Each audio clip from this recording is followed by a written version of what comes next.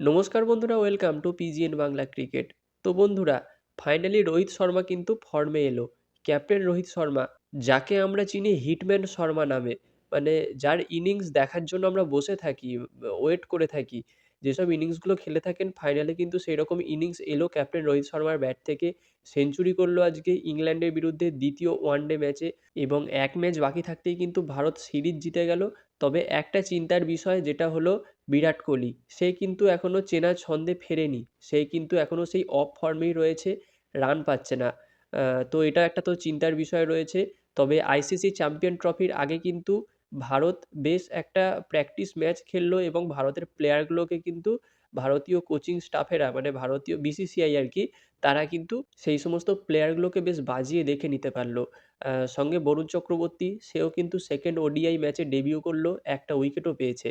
তো বন্ধুরা, এই ভিডিওতে আমরা এই সব বিষয়গুলো নিয়েই কথা বলবো। বেশ একটা ইন্টারেস্টিং ভিডিও হতে চলেছে। অবশ্যই শেষ পর্যন্ত দেখতে থাকো এবং আমাদের চ্যানেলে প্রথমবার এলে চ্যানেলটা সাবস্ক্রাইব করে তার পাশের বেল আইকনটাকে অন করে দিও। তো খেলার কথা বললে, ইংল্যান্ড টসে জিতে ব্যাট করার সিদ্ধান্ত নেয় এবং প্রথম 10 ওভার কিন্তু ইংল্যান্ড দারুণ ব্যাটিং করে। প্রথম 10 ওভার যখন ইংল্যান্ড ব্যাট করছিল, তখন কিন্তু মনে হচ্ছিল প্রায় 350 থেকে 400 রান পর্যন্ত ইংল্যান্ড করতে পারে। ভারতের জন্য একটা বড় লক্ষ্যমাত্রা দাঁড় করাতে পারে ইংল্যান্ড। কিন্তু শেষ পর্যন্ত ভারত ভালো বোলিং অ্যাটাক নিয়ে ফেরে। রবীন্দ্র জাদেজা অসাধারণ বল করে। 10 ওভারে মাত্র 35 রান দিয়ে 3-3টে উইকেট তুলে নিয়েছে। এমনিতে কিন্তু ওডিআই ম্যাচে, মানে ওয়ানডে ম্যাচে রবীন্দ্র জাদেজা যথেষ্ট ভালো বল করে এবং আজও সেই বলটাই করল। মানে যথেষ্ট একটা ইমপ্যাক্টফুল ইনিংস যাকে বলে বোলিংয়ের দিক থেকে। এবং বরুণ চক্রবর্তী, সে একটা উইকেট পেয়েছে, সে ডেবিউ করেছে আজকে। তো ঠিক আছে, ডেবিউর দিক থেকে দেখতে গেলে একটা উইকেট ঠিক আছে, নো ডাউট, খারাপ না। আর আজকের প্লেইং ইলেভেনটা ভারতের যদি বলা হয়, সেটা কিন্তু গত ম্যাচে শেষে আমি যে প্লেইং ইলেভেনটা বলেছিলাম তার সঙ্গে কিন্তু হুবহু মিলে গেছে। সেখানে কিন্তু আমি বলেছিলাম এই ম্যাচে হয়তো যশস্বী জয়সওয়ালকে নাও খেলানো হতে পারে। সেক্ষেত্রে ওপেন করবে শুভমান গিল রোহিত শর্মার সঙ্গে, ওয়ান ডাউনে বিরাট কোহলি খেলবে এবং বোলিং অ্যাটাকে কুলদীপ যাদবের জায়গায় কিন্তু বরুণ চক্রবর্তী ডেবিউ করতে পারে। এবং ঠিক সেম জিনিস আজকে হলো, বরুণ চক্রবর্তী ডেবিউ করলো। মানে গতদিন আমি যে প্লেইং ইলেভেনটা করার জন্য আলোচনা করেছিলাম, সেই প্লেইং ইলেভেনটা সেম টু সেম মিলে গেছে আজকে। তো যাই হোক, মোটামুটি 50 ওভারে ইংল্যান্ড অল উইকেট হয়ে যায়, 304 রান করে, 305 রান টার্গেট রাখে ভারতের জন্য। সেটা মোটামুটি যথেষ্ট, মানে স্ট্যান্ডার্ড রান ওয়ানডে ফরম্যাট অনুযায়ী। আর ইংল্যান্ডের তো বোলিং অ্যাটাক খুব একটা খারাপ না, যেখানে জোফরা আর্চার আছে, মার্ক উড আছে, আদিল রশিদ আছে। সেখানে কিন্তু এই রানটা একটু চাপের বলা যায়। তবে প্রথম থেকে ভারতীয় ওপেনাররা কিন্তু এই চাপটা আসতে দেয়নি। রোহিত শর্মা এবং শুভমান গিল। রোহিত শর্মা তো প্রথম থেকেই কাউন্টার অ্যাটাক শুরু করে আর শুভমান গিল উইকেট ধরে রাখে। তবে তারপরে শুভমান গিল আউট হয়ে গেলে ব্যাট করতে নামে বিরাট কোহলি এবং তিনি আবার ব্যর্থ হন।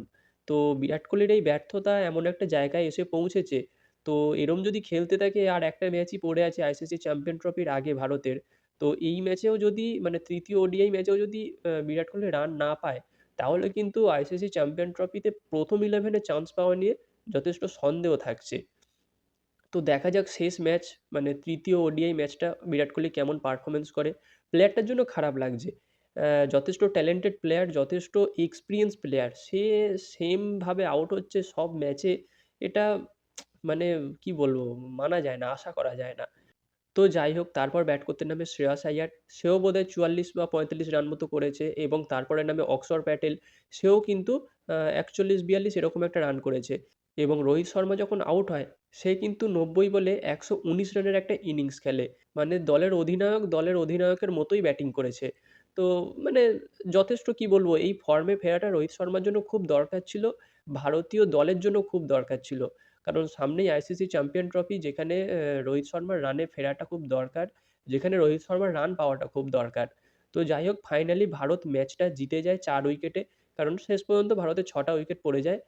অক্সর প্যাটেল আর বোধহয় রবীন্দ্র জাদেজা মিলে ম্যাচ ফিনিশ করে এবং এক ম্যাচ বাকি থাকতেই ভারত সিরিজটা জিতে নেয়। এবং এর পরবর্তী ম্যাচে তাকিয়ে থাকবো আমরা বিরাট কোহলির ফর্ম কেমন আসে, বিরাট কোহলির ফর্ম কেমন থাকে, বিরাট কোহলি রান পায় কিনা সেই দিকে। এবং তারপরেই তো আইসিসি চ্যাম্পিয়ন ট্রফি শুরু হচ্ছে, সেখানে কেমন ভারত প্লেইং ইলেভেন নামায়, জাসপ্রীত বুমরা আবার দলে চান্স পায় কিনা সেই দিকেও কিন্তু একটা লক্ষ্য থাকবে। তো গাইস, এই ছিল আজকের আপডেট। ভিডিওটা ভালো লাগলে লাইক এবং শেয়ার করে দিও। দেখা হচ্ছে পরবর্তী ভিডিওতে। Bye bye.